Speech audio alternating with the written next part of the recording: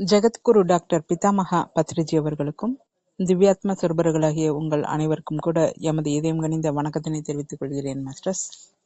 இன்னைக்கு நாம the untold story of Sita, அதாவது சீதாயனம் என்ற புத்தகத்திலிருந்து பார்க்க இருக்கிறோம்.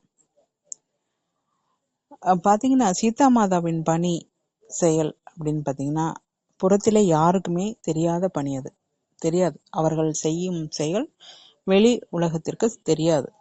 அகத்திற்குள், அதாவது அவர்களுடைய அகத்திற்குள் சூட்சுமமாக செய்த பணிதான் அவங்க. இப்பணி யாருக்கும் தெரிய வேண்டும் என்று செய்யறதில்ல. இதுவே தாய்மை நிலை. ஒரு தாய் அப்படின்னா இதுதான் அப்படின்னு சொல்றாங்க. என்னன்னா, இப்ப தற்பொழுது கூட தாய்மார்கள் தங்கள் குடும்பத்திற்காக மானசீகமாக, பௌத்திகமாக எத்தனையோ பணிகளை செய்து வந்துட்டு இருக்கோம் இல்லையா? ஆனாலும் கூட மற்றவர்கள் நம்மை புகழணும், கௌரவிக்கணும் அப்படின்னு நாம எந்த செயலும் செய்யறதில்ல. நமது கடமையை நாம செஞ்சிட்டு இருக்கோம். அது போல சீதா மாதா கூட தனது பணி என்ன அப்படின்னு தெரிந்து கொண்டு, அந்த பணி தான் அகத்திற்குள்ளே செய்ய வேண்டிய பணி என்று தெரிந்து கொண்டு அதை சிறப்பாக செய்து முடித்தார். அவர்களுக்கு எவ்வளவு கஷ்டம் என்மால இருந்திருக்கலாம், ஆனாலும் அந்த பணியை அவங்க செய்து முடித்தாங்க. அதனாலேயோ என்னவோ பாத்தீங்கன்னா, சீதா மாதா மட்டும் இல்ல, இந்த தாய்மை உள்ளம் கொண்டு எத்தனையோ பெண்களா இருக்கட்டும், ரிஷிமார்கள், மகரிஷிகள், உயர்ந்தோர்கள் எல்லாருமே நிறைய செய்த செயல்கள் அனைத்தும் வெளி உலகிற்கு வராமலேயே போயிடுச்சு. ஏன்னா அவர்கள் இந்த புற உலகத்துல அவங்க செய்யல நிறைய. அவர்கள் செய்ததெல்லாம் அக உலகத்திற்குள்ளே நிறைய செயல்கள் செய்திருக்காங்க. அந்த செயல்கள் எல்லாம் புற உலகத்திற்கு தெரியாமலே போயிடுச்சு. அதை பற்றி யாருமே வருத்தப்படல. எந்த ஒரு ரிஷிமார்களும் குருவும் எந்த ஒரு உயர்ந்த உள்ளம் கொண்டவரும் அதை பத்தி வருத்தமே கொள்ளல. அவர்களுக்கு தேவை என்னன்னா, தான் செய்யும் பணி, தான் செய்யும் செயல் மீது ஸ்ரத்தையோட அவங்க இருந்திருக்காங்க.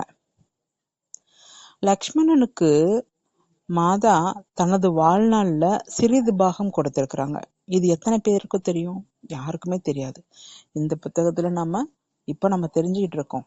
இந்த மாதிரி எத்தனை காரியங்கள் வெளிவராமலேயே, தெரியாமலே, சொல்லாமலே காற்றிலே கரைந்து போயிருக்கு இல்லையா? நாம் இன்று இந்த அளவிற்கு இருக்கிறோம்னா, இன்னைக்கு அன்று அவர்கள் விதைத்த விதைகள் தான், விஷயங்கள் தான், ஞானங்கள் தான், சத்தியங்கள் தான். அது அவங்க அன்னைக்கு கொடுத்த பிரசாதம் தான் இன்னைக்கு நாம சுதந்திரமா இன்னைக்கு நாம இருந்துகிட்டு இருக்கிறோம். இந்த காலத்துல எத்தனையோ ஆயிரக்கணக்கான வருடங்களுக்கு முன்னாடி அவர்கள் செய்த அந்த சத்தியங்கள் தான், பிரசாதம் தான் இன்னைக்கு நாம அனுபவிச்சுட்டு இருக்கோம்.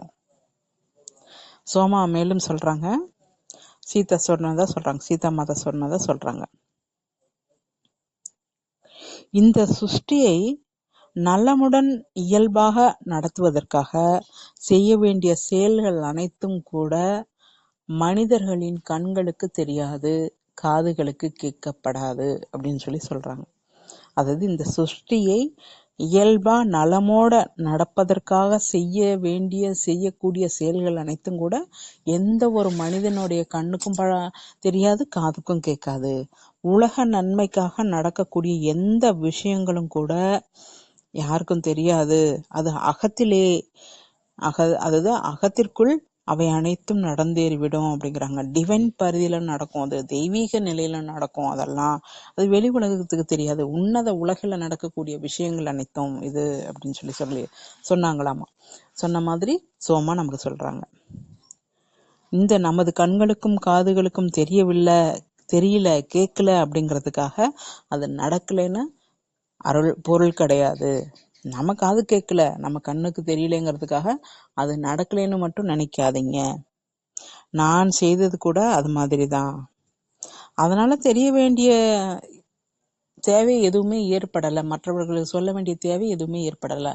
மாதா யாருக்குமே சொல்லல, ஆஞ்சநேயருக்கு மட்டும்தான் சொல்லியிருக்கிறாங்க, வேற யாருக்குமே சொல்லல. அந்த ஆஞ்சநேயர் தான் இந்த சோமாவுக்கு சொன்ன விஷயம். அதனாலதான் இது நாள் வரலும் வெளி உலகுக்கு தெரியவே இல்லை. இந்த விஷயம் ஸ்ரீராமனுக்கு கூட சீதா மாதா சொல்லல. ஸ்ரீராமனுக்கு எப்ப தெரியும்னா, மாதா தனது சரீரத்தை விட போற 1 வருடத்திற்கு முன்னாடிதான், அதுவும் பார்வதி மாதா சொல்லிதான் ஸ்ரீராமனுக்கு தெரியுமா. அது வரல மாதா கூட சொல்லல இந்த விஷயத்த. அதன் பிறகு பாத்தீங்கன்னா யுத்தம் நடந்துட்டு இருக்கு. ரெண்டு பக்கமும் கூட நிறைய சேதாரங்கள், அதாவது தாவரங்களா இருக்கட்டும், விலங்குகளா இருக்கட்டும், சமுத்திர உயிரினங்களா இருக்கட்டும், பல்வேறு உயிரினங்கள் அனைத்தும் கூட பாதிக்கப்பட்டுடுச்சு நிறைய. இதெல்லாம் கூட இலங்கையில மாதா இருந்துகிட்டு ராவணனுடைய சூழ்நிலை எல்லாம் என்னென்ன, எந்தெந்த சமயத்துல எப்படி எல்லாம் இருக்கான், செயல்படுறாங்கிற ஒரு விஷயத்த ஸ்ரீராமனுக்கு அவர்களின், அதாவது அந்த இருவருக்கும் இடையில் இருக்கக்கூடிய அந்த திவ்ய சக்தி ஒண்ணு இருக்கு இல்லையா, அதன் மூலம் நிறைய செய்தி பரிமாற்றங்கள் நடந்துகிட்டே இருக்கு ஸ்ரீராமனுக்கும் சீதா மாதாவுக்கும். ஸ்ரீராமன் பாத்தீங்கன்னா ராவணனை நெருங்கிட்டு யுத்தம் செய்யும் போது ராமனுக்கு நல்லாவே தெரிஞ்சிருக்கு. என்னன்னா, ராவணனை பார்த்த உடனே அவனது சக்தி நிலையை பார்த்துட்டு அவருக்கு தெரிஞ்சிருதான் என்னன்னா, மாதா எந்த அளவுக்கு அங்க வேலை செஞ்சிருக்காங்க அப்படின்னு என்ன அர்த்தம், ராவணன் மிகவும் பலசாலி, நிறைய சக்திகள் பெற்றிருக்கான், மாயாவி சக்திகள் நிறைந்திருக்கிறான் அப்படிங்கிற ஒரு விஷயம் ஸ்ரீராமனுக்கும் தெரியும். இருந்தாலும் அந்த இடத்துல அங்க யுத்த காலத்துல பார்க்கும்போது நிறைய சக்திஹீனமா இருந்திருக்கிறான் ராவணன். அதை பார்த்த உடனே மாதா எந்த அளவுக்கு வேலை செஞ்சிருக்காங்க ராவணனுடைய மனதுல அப்படிங்கிற ஒரு விஷயத்த ஸ்ரீராமன் புரிந்துகிட்டாரு அப்படிங்கிற ஒரு விஷயத்த சொல்றாங்க. அதன் பிறகு பாத்தீங்கன்னா யுத்தமானது நிறைவுக்கு வந்துடுது.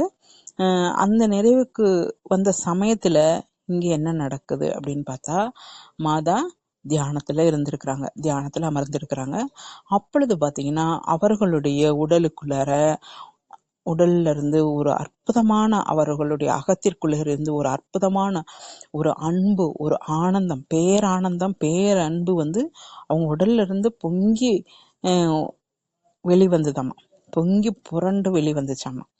அந்த அன்பு பாத்தீங்கன்னா அவங்க கண்ணை திறந்து பார்க்கும்போது அவங்களுக்குள்ள இருந்து வெளிவரக்கூடிய அந்த அன்பு அப்படியே பாய்ந்து பக்கத்துல இருக்கக்கூடிய மரம் செடி கொடிகள், அங்க இருக்கக்கூடிய உயிரினங்கள், ஏன் அங்க இருக்கக்கூடிய அசுர பெண்கள், அவர்கள் மேல கூட அந்த அன்பு ஆனது பாய்ந்தது அப்படின்னு சொல்றாங்க.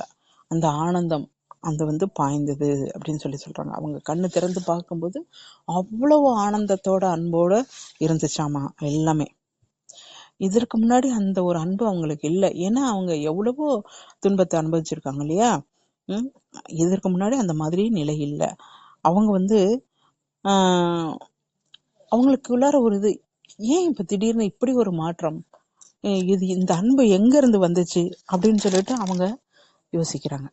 அந்த அதி உன்னதமான அந்த உணர்வு தனக்கு ஒருவரால மட்டும்தான் கொடுக்க முடியும். யார் அவர் அப்படின்னா ஸ்ரீராமன். அப்போ இந்த தனக்குள்ளார இருந்து உருவாகிற அன்பு எங்க இருந்து வந்தது, ஸ்ரீராமன்ட்ட இருந்து தான் வந்திருக்கு அப்படின்னு சொல்லி அவங்க உணர்றாங்க. இந்த ஸ்ரீராமன் தனக்கு அருகிலே எங்கேயோ வந்துட்டாங்க அப்படிங்கிற உணர்வு அவங்களுக்கு வந்துருச்சு. அப்போ யுத்தம் இறுதி நிலைக்கு வந்துருச்சு. யுத்தம் இறுதி நிலைக்கு வந்தது அப்படின்னு சொல்லிட்டு மாதா தெரிஞ்சுக்கிட்டாங்க. அப்ப பாத்தீங்கன்னா ராவணன் மீது கடைசி அம்பு விடுவதற்காக ஸ்ரீராமன் அந்த அம்பை எடுத்து வைக்கிறாங்க. முன்னாடி வச்சுட்டு ராவணனுடைய கண்கள்ல பார்க்கிறாங்களாமா. ராவணனுடைய கண்கள்ல ஆழமாக பார்க்கிறாராம். அப்போ பாத்தீங்கன்னா ராவணனின் ஆன்மாவிலிருந்து அந்த பார்வை பட்டுதாம். அந்த பார்வை எங்க, ஸ்ரீராமனுடைய பார்வை ராவணனுடைய கண்கள்ல பார்க்கும்போது ராவணனுடைய ஆன்மாவை தரிசித்தாரம்மா ஸ்ரீராமன். அப்ப பாத்தீங்கன்னா ராவணனுடைய மாயாவி உலகம் இருக்கு இல்லையா, அவனுக்குள்ளார இருக்கக்கூடிய அந்த மாயாவி உலகம் அது சுக்கு நூறா நொறுங்கி போயிடுச்சாமா, சுக்கு நூறா. ஏன்னா ஸ்ரீராமனின் அந்த அன்பு, அந்த பேரானந்தம் அவனுக்குள்ளார துளைத்து அவன் போய் அவனுக்குள்ளார இருக்கக்கூடிய அந்த மாயாவி சக்தி, மாயாவி உலகம் அனைத்தும் கூட சுக்கு நூறா நொறுங்கி போயிடுச்சு அப்படிங்கிறாங்க.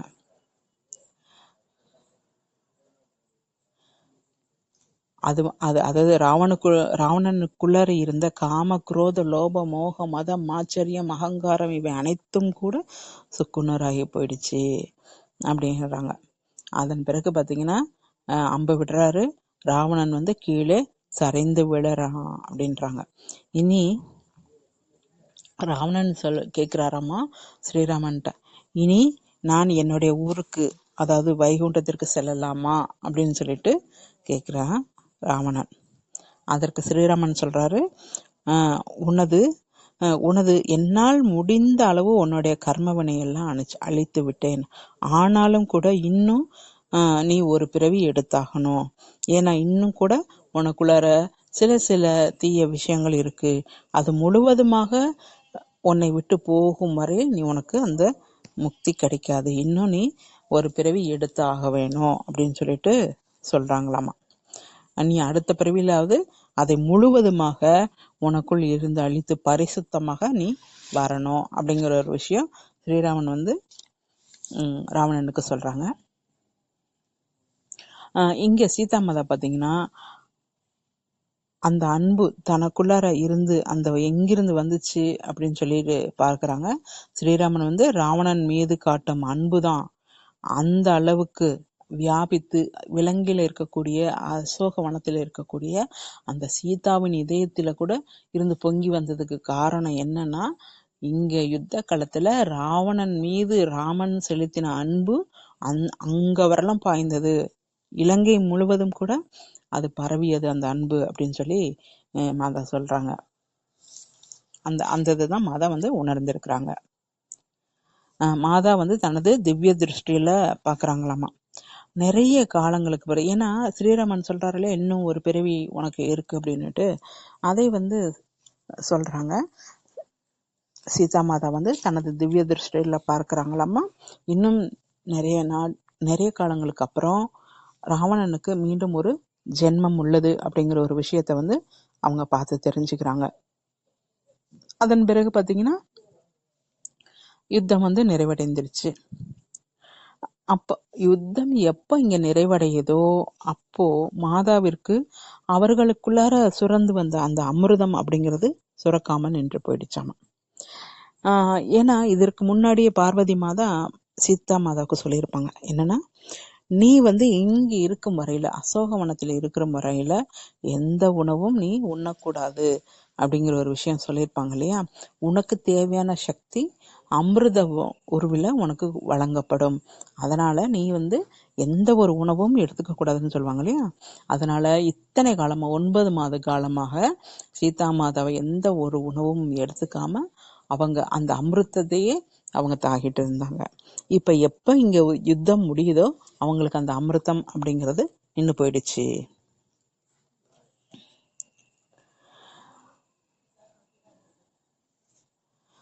இனி அவங்க தியானம் அவங்களுக்கு தெரிஞ்சிடுது என்னன்னா, அவ்வளவுதான் யுத்தம் முடிஞ்சிருச்சு, ராவணன் இறந்துட்டான் அப்படிங்கிற ஒரு விஷயம் சீதா மாதாவுக்கு தெரிஞ்சிருது.